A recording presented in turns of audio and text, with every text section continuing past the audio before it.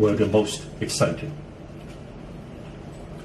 China now has the largest real estate market in the world, which has attracted most or much outside investments and all the major foreign professional consultancies.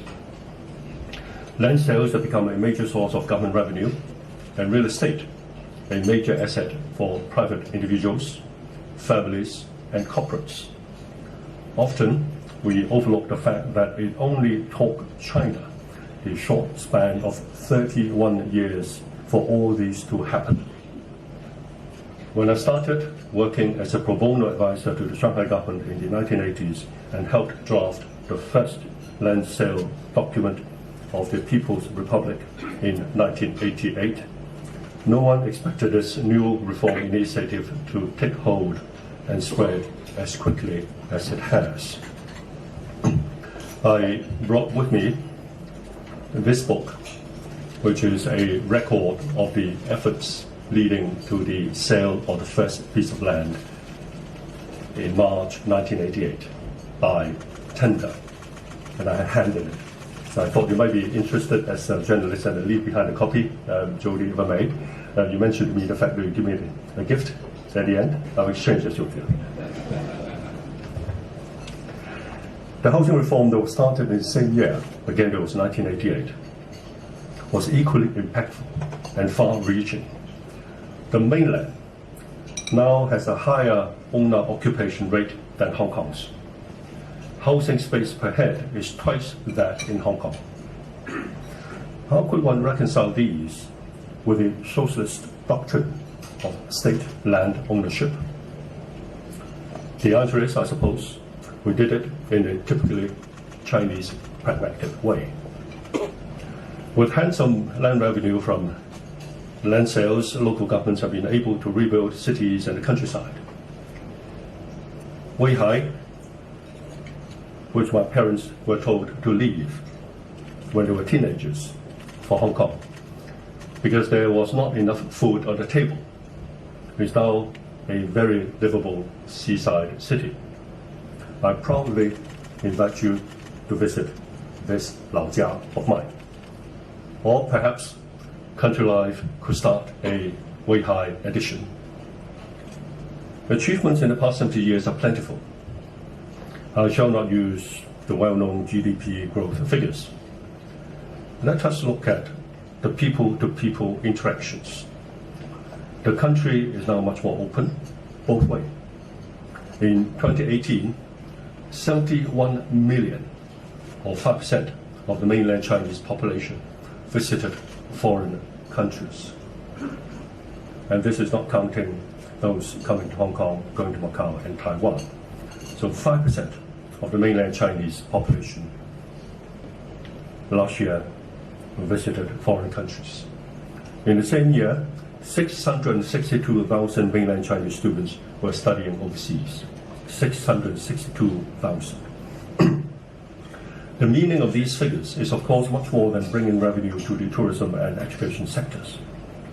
And then by way of humanitarian aid, since 1963, 280 million patients in 71 countries have been treated by Chinese medical teams. On the political side, there are also plenty of notable achievements, the latest being the decisions of the fourth plenary session of the 19th Central Committee of the Communist Party in October, 四中全会. In the previous month, the first Central Conference in the 70-year history of the CPPCC was held. President Xi emphasized the role of the CPPCC, I quote, as a major political and organizational body for implementing the new model of political party system. And who says there's no reform in the political system in China?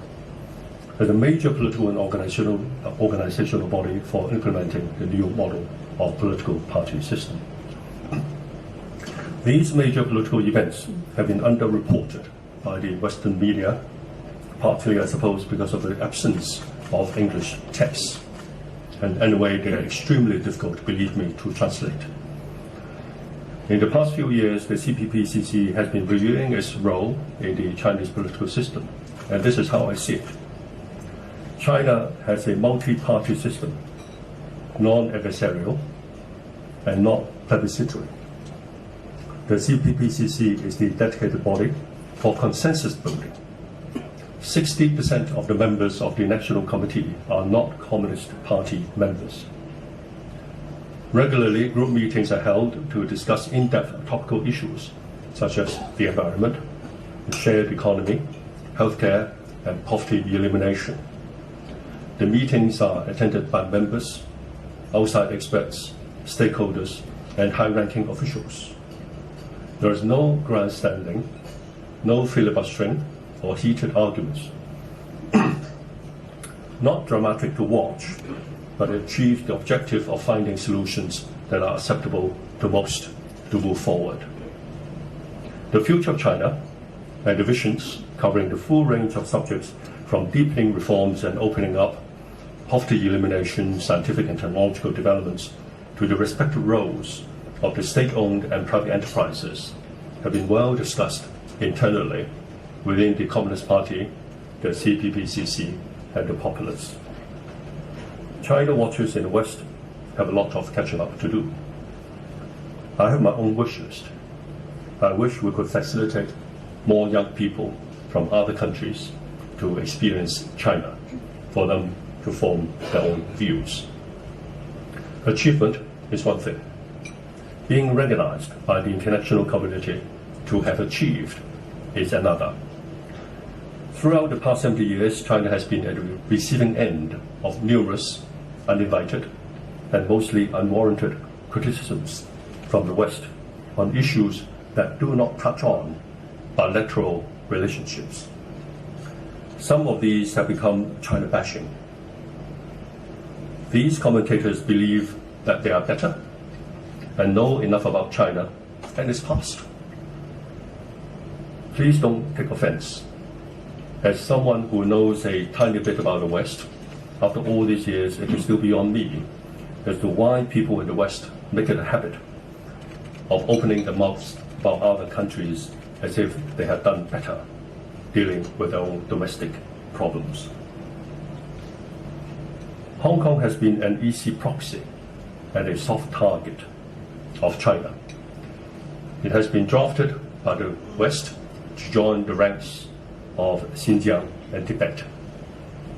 China has been constantly told what democracy, the freedoms, and human rights should mean under the principle of one country, two systems. Somehow these commentators never bothered other places in Asia about the same democracy, human rights, and freedom issues with the same yardsticks. Would this be because these other places are not part of China? At exactly midpoint in the 70-year history of the People's Republic, namely 1984, China and the United Kingdom signed a joint declaration on the question of Hong Kong.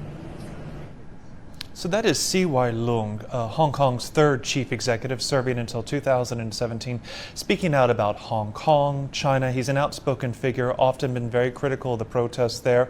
Of course,